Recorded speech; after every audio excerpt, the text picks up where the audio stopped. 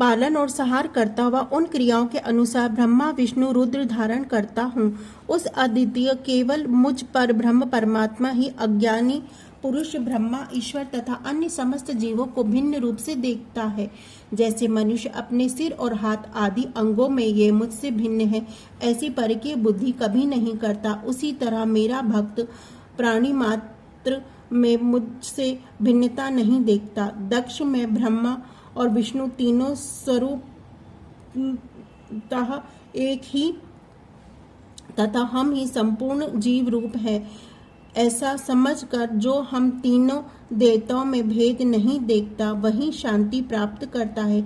जो नरधाम हम तीनों देवताओं में भेद बुद्धि रखता है वह निश्चय ही तब तक चंद्रमा और तारे रहते हैं, तब तक नरक में निवास करता है। दक्ष, यदि कोई विष्णु भक्त होकर मेरी निंदा करेगा और मेरा भक्त होकर विष्णु की निंदा करेगा तो तुम्हें दिए हुए पूर्ण वक्त सारे शाप उन्हीं दोनों को प्राप्त होंगे और निश्चय ही उन्हें तत्व ज्ञान की प्राप्ति नहीं हो सकती। ब्रह्मा जी कहते हैं, हे मुनि, भगवान महेश्वर इस सुखदायक वचनों को सुनकर सब देवताओं ने मुनि आदि को उस अवसर पर बड़ा हर्ष हुआ। कुटुंब सहित दक्ष बड़ी प्रसन्नता के साथ शिव भक्त में तत्पर हो गया। वे देवता आदि भी शिव को ही सर्वेश्वर जानकर भगवान शिव के भजन में लग गए। जिसने जिस जिस प्रकार परमात्मा शुंभ की स्तुति की थी उसे उसी प्रकार संतुष्ट चित्त हुए। शुंभ ने वर दिया। मुने तदंतर भगवान शिव की आज्ञा पाकर प्रसन्नचित हुए। शिव भक्त दक्ष ने शिव के ही अनुग्रह से अपना यज्ञ पूरा किया। उन्होंने देवताओं को तो यज्ञ भाग दिए ही, शिव को भी पूर्ण भाग दिया, साथ ही ब्राह्मणों को दान दिया। इस तरह उन्हें शुंभ का अनुग्रह प्राप्त हुआ। इस प्रकार महादेव जी के उस महान कर्म का विधि पूर्वक वर्णन किया गया। प्रजापति ने ऋषि तत्वज्ञों के सहयोग से यज्ञ कर्म को विधिवत समाप्त किया।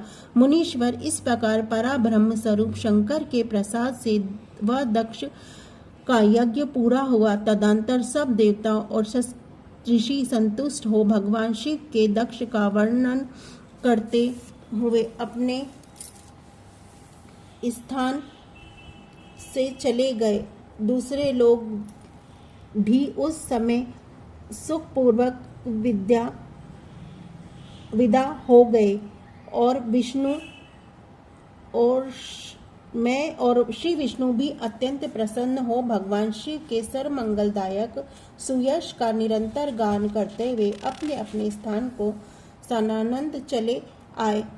सतपुरुष के आश्रयभूत महादेव जी भी दक्ष से सम्मानित हो प्रति और प्रसन्नता के साथ गुणों सहित अपने निवास स्थान कैलाश पर्वत को चले गए। अपने पर्वत पर आकार शुंभ अपनी प्रिया सती स्मरण किया और प्रधान गुणों से उनकी कथा कही। इस प्रकार दक्ष कन्या सती यज्ञ में अपने शरीर को त्याग कर फिर हिमालय की पत्नी मेनका के गर्भ से उत्पन्न हुई, यह बात प्रसिद्ध है। फिर वहां तपस्या करके गौरी शिव ने भगवान शिव का प्रतिरूप में वर्ण किया और वे उनके वाम अंग में स्थान पाकर अद्भुत लीलाएं करने लगी। नारद, इस तरह मैंने तुमसे सती के परम अद्भुत दिव्य चरित्र का वर्णन किया है, जो भोग और मोक्ष देने वाला तथा संपूर्ण कामना को पूर्ण करने वाला है। यह उपाख्यान पापों को दूर करने वाला है, पवित्र एवं परम पावन है। स्वर्ग, यक्ष तथा आयु को देने वाला तथा पुत्र पौत्र रूप फल प्रदान करने वाला है। तात, जो भक्तिमान पुरुष भक्ति भाव से लोगों को यह कथा सुनाता है वह इस लोकों में संपूर्ण कर्मों का फल पाकर परलोक में परम गति को प्राप्त करता है। रुद्र संहिता सती खंड संपूर्णम। ओम नमः शिवाय। नारद जी ने पूछा, ब्रह्मा, पिता के यज्ञ में आपने शरीर का परित्याग करके दक्ष कन्या जगदम्बा सती देवी किस प्रकार गिरिराज हिमालय की पुत्री हुई? किस तरह अत्यंत उग्र तपस्या के कारण उन्होंने पुनः शिव को प्राप्त किया, शिव को पति रूप में प्राप्त किया? यह मेरा प्रश्न है। आप इस पर भली भांति और विशेष रूप से प्रकाश डालिए। ब्रह्मा जी ने कहा, मुने नारद, तुम पहले पार्वती की माता के जन्म, विवाह और अन्य भक्ति पूर्वक पावन चरित्र सुनो। मुनि श्रेष्ठ, उत्तर दिशा में पर्वतों का राज हिमावन नामक महान पर्वत है जो महातेजस्वी और समृद्धिशाली है। उनके दो रूप प्रसिद्ध हैं, एक स्थावर और दूसरा जंगम। मैं संक्षेप से उनके सूक्ष्म स्थावर स्वरूप का वर्णन करता हूँ। वह स्मरणीय पर्वत नाना प्रकार के रत्नों का आकार खान है और पूर्व तथा पश्चिम समुद्र के भीतर प्रवेश करके इस तरह खड़ा है मानो भूमंडल को नापने के लिए कोई मानदंड हो। वह नाना प्रकार के वृक्षों से व्याप्त है और अनेक शिखर के कारण विचित्र शोभा से सम्मानीय दिखाई देता है। सिंह, व्याघ्र आदि पशु सदा सुखपूर्वक उसका सेवन करते हैं। हिम का तो वह भंडारा ही है, इसीलिए अत्यंत उग्र जान पड़ता है। भांति भांति के आश्चर्यजनक दृश्यों से उसकी विचित्र शोभा होती है। देवता, ऋषि, सिद्ध और मुनि उस पर्वत का आश्रय ले कर रहते हैं। भगवान शिव को वह बहुत प्रिय है, तपस्या करने का स्थान है। स्वरूप से ही वह अत्यंत पवित्र और महात्माओं को भी पावन करने वाला है। तपस्या में अत्यंत शीघ्र सिद्धि प्रदान करता है। अनेक प्रकार की धातुओं की खान और शुभ है। वही दिव्य शरीर धारण करके स्वर्ग सुंदर रमणीय देवताओं के रूप में भी स्थित है। भगवान विष्णु का अविकृत अंश है, इसीलिए वह शैलराज साधु संतों को अधिक प्रिय है। एक समय गिरिवर हिमावन ने अपनी कुल परंपराओं की स्थिति और धर्म की वृद्धि के लिए देवताओं तथा पितरों का हित करने की अभिलाषा से अपना विवाह करने की इच्छा की। मुनीश्वर उस अवसर पर संपूर्ण देवता अपने स्वार्थ का विचार करके दिव्य पितरों के पास आकर उनसे प्रसन्नता पूर्वक बोले। देवताओं ने कहा, पितरों, आप सब लोग प्रसन्नचित्त होकर हमारी बात सुने और यदि देवताओं का कार्य सिद्ध करना आपको भी अभिष्ट हो तो शीघ्र वैसा ही करें। आपकी ज्येष्ठ पुत्री जो मैना नाम से प्रसिद्ध है, वह मंगल रूपिणी है। उसका विवाह आप लोग अत्यंत प्रसन्नता पूर्वक हिमावन पर्वत से कर दे। ऐसा करने पर आप लोगों को सर्वथा महान लाभ होगा और देवताओं के दुखों का निवारण भी पग पग पर होता रहेगा।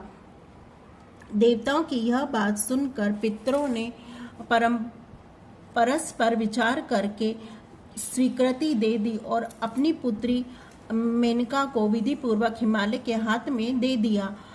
उस परम मंगल में विवाह में बड़ा उत्सव मनाया गया। मुनीश्वर नारद मेनका के साथ हिमालय के शुभ विवाह का यह सुखद प्रसंग मैंने तुमसे प्रसन्नता पूर्वक कहा और क्या सुनना चाहते हो? नारद जी ने पूछा, विद्वान, अब आदर पूर्वक मेरे सामने मेनका की उत्पत्ति का वर्णन कीजिए। उसे किस प्रकार शाप प्राप्त हुआ था यह कहिए और मेरे संदेह का निवारण कीजिए। ब्रह्मा जी बोले, मुने, मैंने अपने दक्ष नामक जिस पुत्री की पहले चर्चा की है, उनके 60 कन्याएं हुई थी जो षष्ठी की उत्पत्ति में कारण बनी। नारद, दक्ष ने कश्यप आदि श्रेष्ठ मुनियों के साथ उनका विवाह किया था। यह वृतांत तो तुम्हें विदित ही है। अब प्रस्तुत विषय को सुनो। उन कन्याओं में एक स्वधा नाम की कन्या थी जिसका विवाह उन्होंने पितरों के साथ किया। स्वधा की 3 पुत्रियां थी जो सौभाग्यशालिनी और धर्म की मूर्ति थी। उनमें से ज्येष्ठ पुत्री का नाम मैना था, मझली का नाम धन्या के नाम से प्रसिद्धि थी और सबसे छोटी कन्या का नाम कलावती था। ये सारी कन्याएं पितरों की मानसी पुत्रियां थी, उनके मन से प्रकट हुई थी। उन इनका जन्म किसी माता के गर्भ से नहीं हुआ था, अतएव ये आयोजो निज थी, केवल लोक व्यवहार से स्वधा की पुत्री मानी जाती थी। इनके सुंदर नामों का कीर्तन करके मनुष्य संपूर्ण अभिष्ट को प्राप्त कर लेता है। ये सदा संपूर्ण जगत की वंदनीय लोक माताएं हैं और उत्तम अभ्युदय से सुशोभित रहती हैं। सब परम योगिनी, ज्ञान विधि तथा तीनों लोकों में सर्वत्र जा सकने वाली मुनीश्वर एक समय के वे तीनों बहनें भगवान विष्णु के निवास स्थान श्वेत द्वीप में उनका दर्शन करने के लिए गई। भगवान विष्णु को प्रणाम और भक्ति पूर्वक उनकी स्तुति करके वे उन्हीं की आज्ञा से वहां ठहर गई और उस समय वहीं संतों का बड़ा भारी समाज एकत्र हुआ था। मुनि उसी अवसर पर मेरे पुत्र सनक आदि सिद्धगण भी वहां गए और श्री हरि की स्तुति वंदना करके उन्हीं की आज्ञा से वहां ठहर गए। सनकादिक मुनि देवताओं के साथ आदि पुरुष और संपूर्ण लोकों में वंदित है। वे जब वहां आकर खड़े हुए उस समय श्वेत द्वीप के सब लोग उन्हें देख प्रणाम करते हुए उठकर खड़े हो गए, परंतु ये तीनों बहनें उन्हें देखकर वहां नहीं उठी। इससे सनकादि कुमारों ने उनका मर्यादा रक्षार्थ उन्हें स्वर्ग से दूर होकर नर स्त्री बनने का शाप दिया। फिर उनके प्रार्थना करने पर वे प्रसन्न हो गए और बोले। सनत कुमारों ने कहा, पितरों की तीनों कन्याएं, तुम प्रसन्न चित्त होकर मेरी बात सुनो। यह तुम्हारे शोक का नाश करने वाली और सदा ही तुम्हें सुख देने वाली है। तुमसे जो ज्येष्ठ है वह भगवान विष्णु की अंशभूत हिमालय गिरी की पत्नी हो। उससे जो कन्या होगी वह पार्वती के नाम से विख्यात होगी। पितरों की दूसरी प्रिया कन्या योगिनी धन्या राजा जनक की पत्नी होगी और उनकी कन्याओं के रूप में महालक्ष्मी अवतरण होगी, जिनका नाम सीता होगा। इसी प्रकार पितरों की छोटी पुत्री कलावती द्वापर के अंतिम भाग में वृषभानु वैश्य की पत्नी होगी और उसकी प्रिया पुत्री राधा के नाम से विख्यात होगी। योगिनी मेनका मैना पार्वती के वरदान से अपने पति के साथ उसी शरीर से कैलाश नामक परम पद को प्राप्त हो जाएगी। धन्या तथा उनके पति जनकुल में उत्पन्न हुए जीवन मुक्त महायोगी राजा शीरध्वज लक्ष्मी स्वरूपा सती के प्रभाव से वैकुंठ में जाएंगे। वृषभानु के साथ वैवाहिक मंगल कृत संपन्न होने के कारण जीवन मुक्त योगिनी कलावती भी अपनी कन्या राधा के साथ लोकाधाम में जाएगी। इसमें संशय नहीं। विपत्ति में पड़े बिना कहाँ किनकी महिमा प्रकट होती है। उत्तम कर्म करने वाला पुण्य आत्मा पुरुषों का संकट जब टल जाता है तब उन्हें दुर्लभ सुख की प्राप्ति होती है। तुम लोग प्रसन्नता पूर्वक मेरी दूसरी बात भी सुनो, जो भी सदा सुख देने वाली है। मेनका की पुत्री जगदम्बा पार्वती देवी अत्यंत दुस्साहस तप करके भगवान शिव की प्रिया पत्नी बनेगी। धन्या की पुत्री सीता भगवान श्री राम जी की पत्नी होगी और लोकाचार का आश्रय ले श्री राम के साथ विहार करेंगी। साक्षात गोलोक धाम में निवास करने वाली राधा ही कलावती की पुत्री होगी। वे गुप्त स्नेह में बंद कर श्री कृष्ण की प्रियतमा बनेगी। ब्रह्मा जी कहते हैं, नारद, इस प्रकार शाप के ब्याह से दुर्लभ वरदान देकर सबके द्वारा प्रशंसित भगवान सनत कुमार मुनि भाइयों सहित वही अंतर्धान हो गए। तत्पितरों की मानसी पुत्री वे तीनों बहनें इस प्रकार शाप मुक्त हो सुख पाकर तुरंत अपने घर को चली गईं। नारद जी बोले, महामाते, आपने मेनका के जन्म की यह शुभ एवं अद्भुत कथा कही। उनके विवाह का प्रसंग भी मैंने सुन लिया। अब आगे के उत्तम चरित्र का वर्णन कीजिए। ब्रह्मा जी ने कहा, नारद, जब मेनका के साथ विवाह करके हिमावन अपने घर को गए तब तीनों लोकों में बड़ा भारी उत्सव मनाया गया। हिमालय भी अत्यंत प्रसन्न हो मेनका के साथ अपने सुखदायक सदन में निवास करने लगे। मुने उस समय श्री विष्णु आदि समस्त देवता और परमात्मा मुनि गिरिराज के पास गए। उन सब देवताओं को आज्ञा दे भगवान हिमगिरी ने प्रशंसा पूर्वक उन्हें प्रणाम किया और अपने भाग्य से सराहना करते हुए भक्ति भाव से उन सबका आदर सत्कार किया। साथ हाथ जोड़कर मस्तक झुकाकर वे बड़े प्रेम से स्तुति करने को उद्यत हुए। शैलराज के शरीर में महान रोमांच हो आया, उनके नेत्रों से प्रेम पूर्वक आंसू बहने लगे।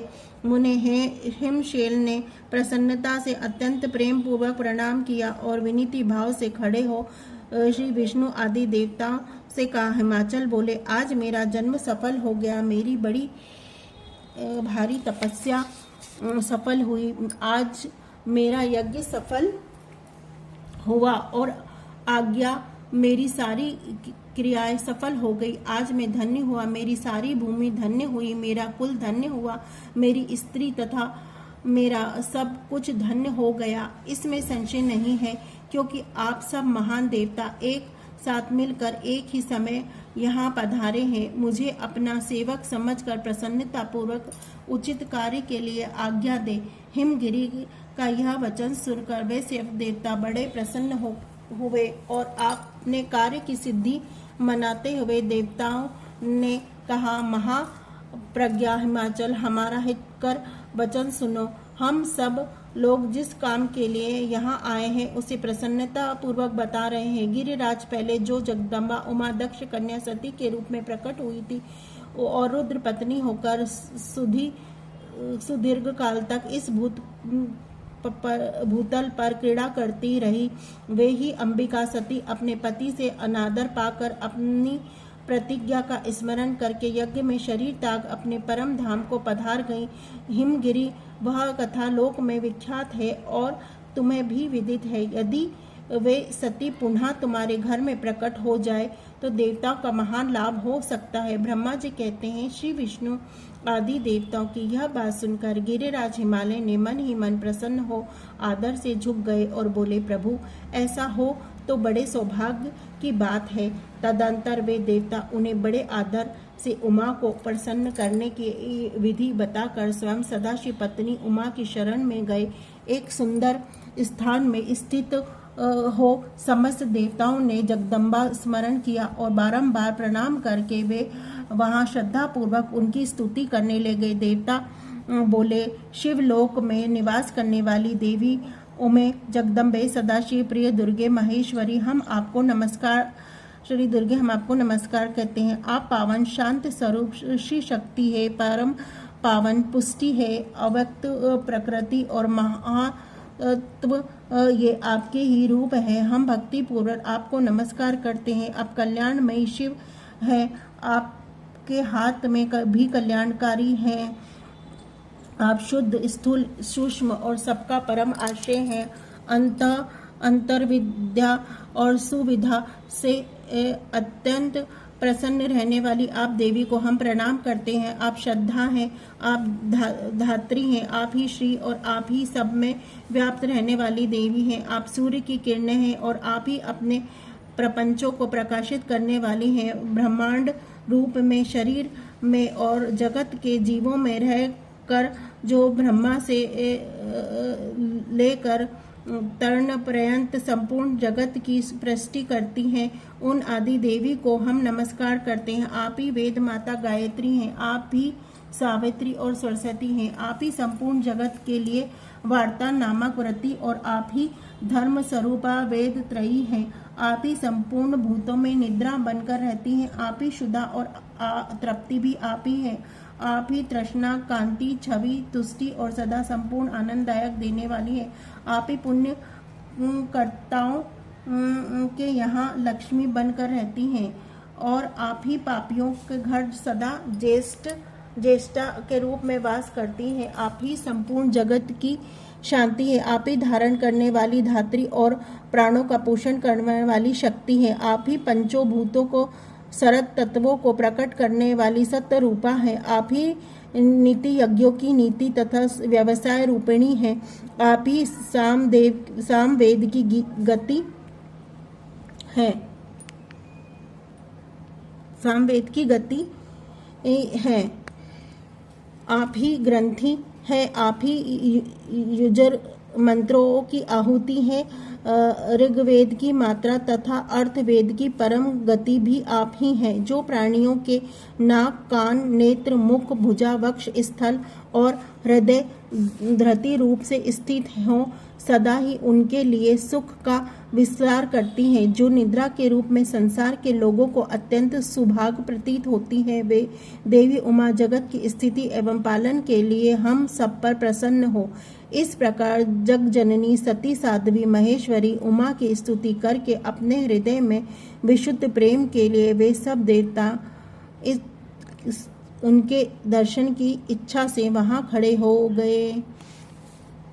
ब्रह्मा जी कहते हैं, नारद, देवताओं के इस प्रकार स्तुति करने पर दुर्गम पीड़ा का नाश करने वाली जगजननी देवी दुर्गा उनके सामने प्रकट हुई। वे परम अद्भुत दिव्य रत्नमय रथ पर बैठी हुई थी। उस श्रेष्ठ रथ में घुंघरू लगे हुए थे और मुलायम बिस्तर बिछे थे। उनके श्री विग्रह का एक एक अंग करोड़ों सूर्य से भी अधिक प्रकाशमान और रमणीय था। ऐसे अवयवों से वे अत्यंत उद्सती हो रही थी। सब और फैली हुई अपनी तेजो राशि के मध्य भाग में विराजमान थी। उनका रूप बहुत ही सुंदर था। उनकी छवि की कहीं तुलना नहीं की थी। सदा शिव के साथ विलास करने वाली उन महामाया किसी के साथ समानता नहीं थी। शिवलोक में निवास करने वाली वे देवी श्रीविधि जिनमें गुणों से युक्ति थी। प्राकृत गुणों का अभाव होने से उन्हें निर्गुणा कहा जाता है। वे नित्य रूपा है। वे दुष्टों पर प्रचंड कोप करने के कारण चंडी कहलाती हैं, परंतु स्वरूप से शिव है और सबकी संपूर्ण पीड़ाओं का नाश करने वाली तथा संपूर्ण जगत की माता है। वे ही प्रलय काल में महानिद्रा होकर सबको अपने अंकों में सुला लेती हैं तथा वे समस्त स्वजनों का संहार सागर उद्धार कर देती हैं। शिव देवी के तेजो राशि के प्रभाव देवता उन्हें अच्छी तरह देख न सके, तब उनके दर्शन की अभिलाषा से देवताओं ने फिर उनका सांत्वन किया। तदंतर दर्शन इच्छा रखने वाले विष्णु आदि सब देवता उन जगदम्बा की कृपा पाकर वहां उनका स्पष्ट दर्शन कर सके। इसके बाद देवता बोले, अंबिका महादेवी, हम सदा आपके दास हैं। आप प्रसन्नता पूर्वक हमारा निवेदन सुने। पहले आप दक्ष की पुत्री रूप से अवतरित हो लोकों में अपने ब्रह्मा जी की लोकों में रुद्र देवी वल्लभा हुई। आप दक्ष की पुत्री से अवतरित हो लोक में रुद्र देवी वल्लभा हुई थी। उस समय आपने ब्रह्मा जी के साथ दूसरे देवताओं के महान दुख का निवारण किया था। तदंतर पिता से अनादर पाकर अपनी की हुई प्रतिज्ञा के अनुसार अपने शरीर को त्याग दिया और स्वधा में पधार आई। इससे भगवान हर को बड़ा दुख हुआ। महेश्वरी, आपके चले आने से देवताओं का कार्य पूरा नहीं हुआ, अतः हम देवता और मुनि व्याकुल होकर आपकी शरण में आए हैं। महेशनी शिवे, आप देवताओं का मनोरथ पूर्ण करें। आपसे सनत कुमार वचन सफल हो। देवी, आप भूतल पर अवतीर्ण हो पुनः रुद्र पत्नी होइए और योग यथा योग ऐसी लीला कीजिए जिससे देवताओं को सुख प्राप्ति हो। देवी, इससे कैलाश पर्वत पर निवास करने वाले रुद्र देव भी सुखी होंगे। आप ऐसी कृपा करें जिससे सब सुखी हो और सबका सारा दुख नष्ट हो जाए। विष्णु आदि सब देवता प्रेम में मग्न हो गए और भक्ति से विनम्र होकर चुपचाप खड़े रहे। देवताओं की यह स्तुति सुनकर देवी शिव देवी को भी बड़ी प्रसन्नता हुई। उसके हेतु विचार करके अपने प्रभु शिव का स्मरण करते हुए भक्त वत्सला दयामयी उमा देवी उस समय विष्णु आदि देवताओं को संबोधित करके हंसकर बोली। उमा ने कहा, हे हरे, हे विधे और हे देवता तथा मुनियों, तुम सब लोग अपने मन से व्यथा को निकाल दो और मेरी बात सुनो। मैं तुम पर प्रसन्न हूँ, इसमें संशय नहीं है। सब लोग अपने अपने स्थान को जाओ और चिरकाल तक सुखी रहो। मैं अवतार ले मुनि की पुत्री होकर उन्हें सुख दूंगा और रुद्र देवी की पत्नी हो जाऊंगी। यह मेरा अत्यंत गुप्त मत है। भगवान शिव की लीला अद्भुत है, वह ज्ञानियों को भी मोह में डालने वाली है। देवताओं, उस समय यज्ञ में जाकर पिता के द्वारा अपने स्वामी का अनादर देख जब से मैंने दक्ष जनित शरीर को त्याग दिया है, तभी से वे मेरे शरीर कलाग्नि रुद्रदेव तत्काल दिगंबर हो गए। वे ही मेरी चिंता में डूबे रहते हैं। उनके मन में यह विचार उठा करता है कि धर्म को जानने वाली सती मेरा रोष देखकर पिता के यज्ञ में गई और वहां मेरा अनादर देख मुझ में प्रेम होने के कारण उसने अपना शरीर त्याग दिया। यही सोचकर वे घर बार छोड़ अलौकिक वेश धारण करके योगी हो गए।